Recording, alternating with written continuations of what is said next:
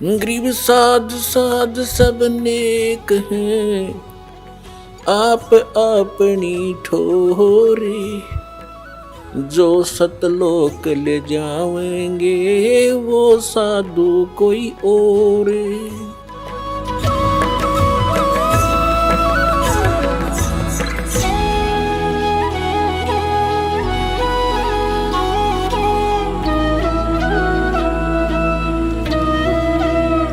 अब जैसे प्रसंग चला था, जैसे कान बंद करके धुन सुनते हैं, धुन कि हमें धुन सुनती है और न धुन। अब नाम तो तुम जाप क्या करते हो और धुन सुनने का दावा करते हो, हमने सतलोक वाली सुनगी। अब धुन क्या चीज है और मंत्र क्या चीज है? जैसे एक ढोल होता, ढोलक, ढोलक के बजाने का एक विशेष डंडा सा होते हैं, छोटे छोटे डंड की ही, और उनको ही लगाने से बजाने से उसकी वो वही आवाज़ निकलती है जो ढोल की होनी चाहिए। और उस ढोलक के उन विशेष डंडियों की बजाय अगर जूते निकाल के मारने लग जाओगे उनकी भी आवाज़ आवेगी, लेकिन वो विशेष डंडी वाली नहीं आवेगी। वो सुर में सुर नहीं मिला सकती उस बाजे उन औरों के साथ, तो वो व्यर्थ है, उसको भगा दिया जाएगा। क्या बकवास कर रहा है तू, तेरा सुर में सुर नहीं मिल रहा। तो जो ये नाम जाप करते हैं काल के, धुन सुनते हैं इसमें, तो वो ढोल का जूत्या वाली आवाज़ सुन रही है, उनको वो आवाज़ भी ना सुने जो वास्तविक सुननी चाहिए। तो इस सत्य नाम के जाप से जो आपको यहाँ धुन सुनेगी, लेकिन इस धुन को सुनकर हम करेंगे क्या? हमने तो वहाँ जाना जहाँ से धुन आ रही है, ये धुन न चाटेंगे हम, कोई बात है? हम तो वहाँ जाएंगे जहाँ से धुन यहाँ आ रही है, वहाँ पहुँचेंगे, तब जाकर बात बनेगी। अब जैसे ये संसारिक लोग ढोल ढाल बजाते हैं, कब? जब विवाह होता है। अब हम गांव के बाहर बैठ कर ढोल सुने जाकर, ढोल सुने भाई, तो क्या वहाँ लड्डू जलेबी मिल जाएंगी?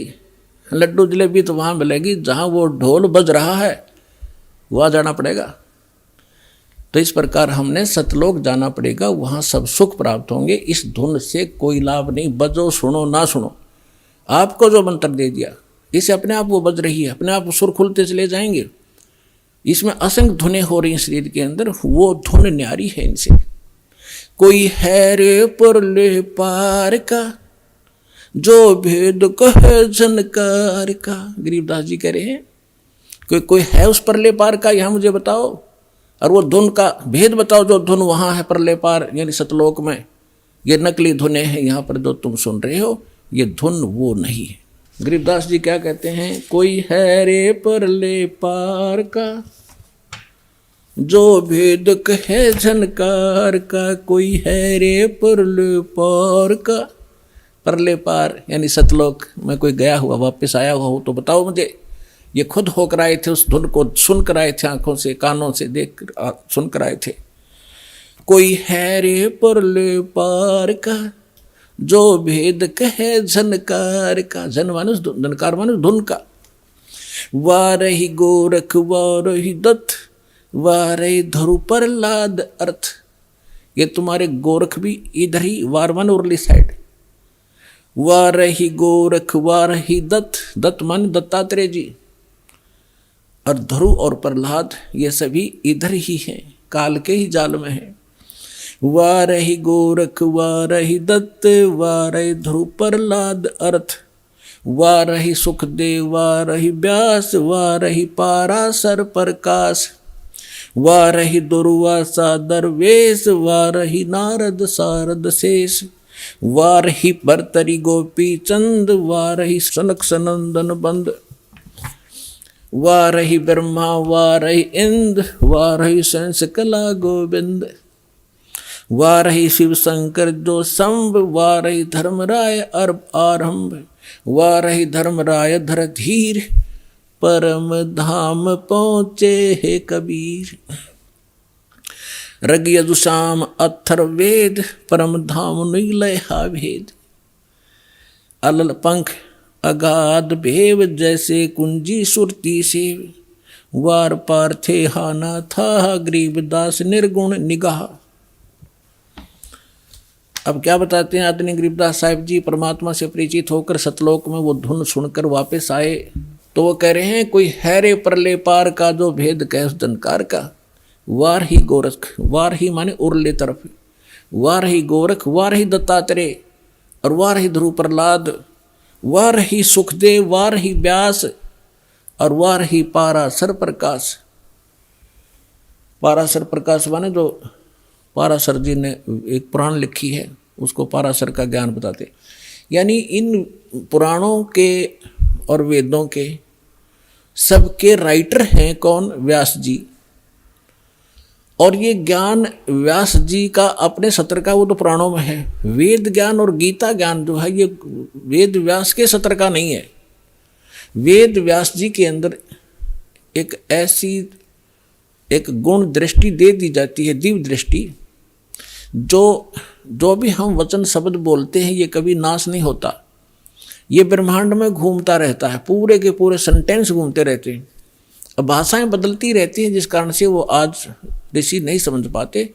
तो परमात्मा एक ऐसा गुण देता है अपने ज्ञान को लिपिबद्ध कराने के लिए, जो वेद व्यास में दिया था, और उन्होंने वेदों को जो भी जैसा था एज इट इज लिख दिया, उसमें अपना कुछ भी नहीं मिलाया।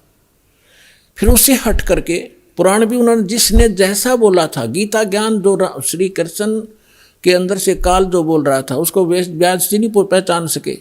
श्री कृष्ण में जो काल बोल रहा था, श्री कृष्ण के शरीर का प्रयोग करके जो वार्ता अर्जुन और उस श्री कृष्ण के मुख से बोल रहे उस ज्ञान की हुई थी, वह जो भी थी एज इट इज लिख दी उसने।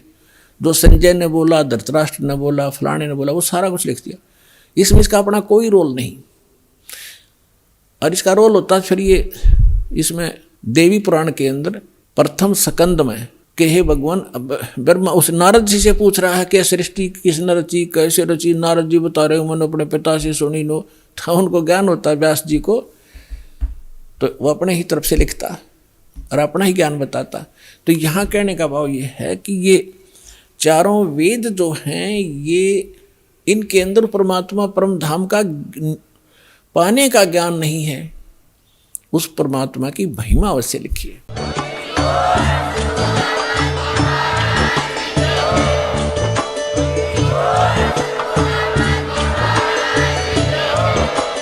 आप सुन रहे थे जगत गुरु तत्वदर्शी संत रामपाल जी महाराज जी के मंगल प्रवचन। अधिक जानकारी के लिए विजिट कीजिए हमारी वेबसाइट www.jagatgururampalji.org। संत रामपाल जी महाराज जी के शुभ आशीर्वाद से पूरे विश्व भर में 500 से भी ज्यादा नाम दीक्षा केंद्र हैं, जिन पर संत रामपाल जी महाराज जी द्वारा ऑनलाइन निशुल्क नाम दीक्षा दी जा रही है। अपने नजदीकी नाम दीक्षा केंद्र का पता करने के लिए संपर्क करें 8222880541।